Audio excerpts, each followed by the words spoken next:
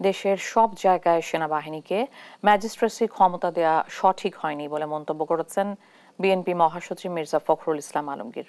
বলেন, ম্যাজিস্ট্রেসি ক্ষমতা দেয়া মানে আইন শৃঙ্খলা নিয়ন্ত্রণে প্রশাসন ব্যর্থ হয়েছে।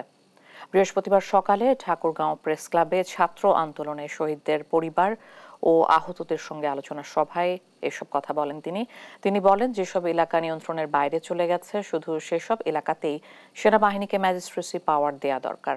শান্তিপূর্ণ এলাকাগুলো রাজনৈতিক নেতাকর্মীরাই নিয়ন্ত্রণ করছেন।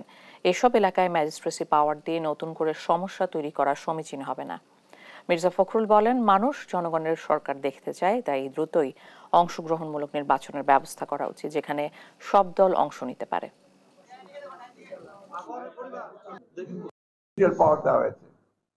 ভালো কথা, তার মানে প্রশাসন ফেল করছে, law and order situation maintain করছে, তাই তো নাকি?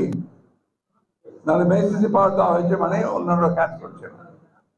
ম্যাজিস্ট্রেসি পাওয়ার আমি মনে করি যে সেই সমস্ত এলাকাতে দেওয়া দরকার যে সমস্ত এলাকাতে নিয়ন্ত্রণের বাইরে চলে গেছে,